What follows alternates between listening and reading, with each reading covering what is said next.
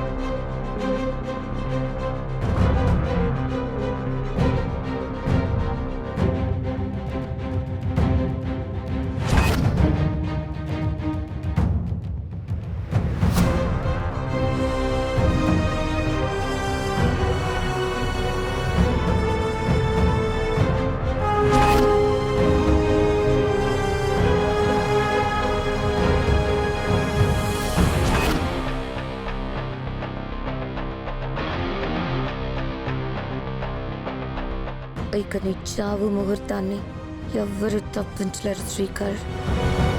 జై కాపాలిక.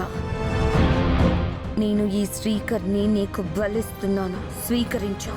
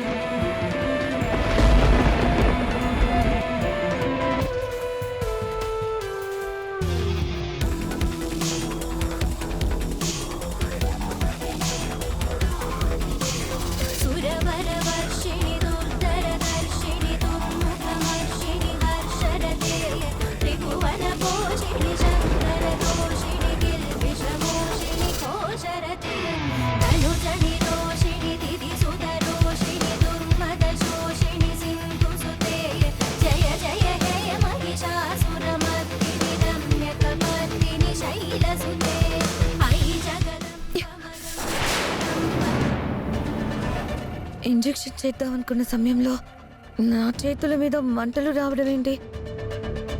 ఇదంతా అవని మాంగళ్యానికి ఉన్న మహిమేనా? ఎక్కడో ఏదో జరిగింది.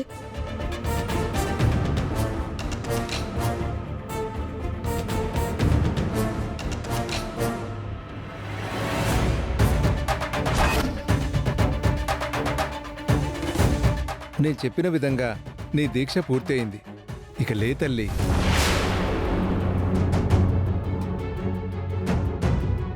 నువ్వు పూర్తి చేయగలుగుతావా లేదా అని నేను సందేహించానమ్మా. పట్టుదలతో పూర్తి చేశావు. ఫలితం తప్పకుండా ఉంటుంది.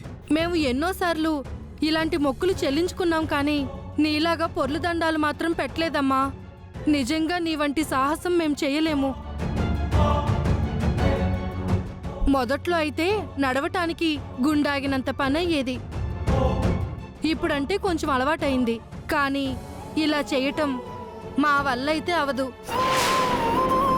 ఆనాడు సీతమ్మ తల్లి అగ్ని ప్రవేశం చేసినట్టే ఈనాడు ఈ అగ్ని మీద నువ్వు ప్రవేశం చేశావమ్మా. నీ మొక్కులో ఏమాత్రం తప్పు ఉన్నా అగ్నిదేవుడు నిన్ను క్షమించేవాడు కాదు. నీ మనోవాంఛ సిద్ధిస్తుంది. నీ భర్త గండం నుంచి బయటపడతాడు. నీ కోరిక నెరవేరుతుంది తల్లి.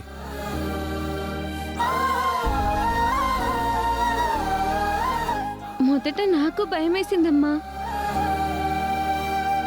ఆ తర్వాత ఆ అమ్మవారు తన శక్తిని నీలో పంపించి నీతో చేయించగలిగింది.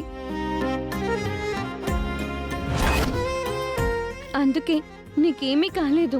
ఇప్పుడు నాకు సంతోషంగా ఉంది. చెప్పాను కదమ్మా, మీ నాన్న కోసం నేను ఏమైనా చేస్తాను. అంతా అమ్మవారి కృప. భర్త కోసం ఈ విధంగా పోరాడే ఆడపిల్లని ఈ కాలంలో చూడడం విడ్డూరంగా ఉందమ్మా. నువ్వు నీ భర్త కలకాలం సంతోషంగా ఉండాలి.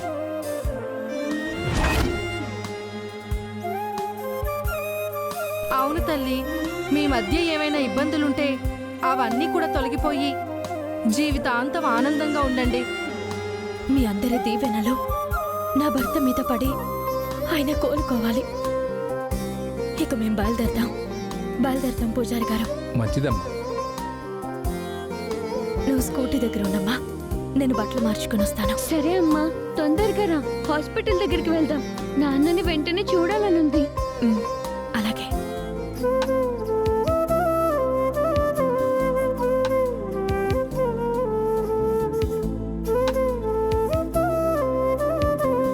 నాన్నకి బొట్టు పెట్టమని ఇది పూజారి గారు ఇచ్చారు.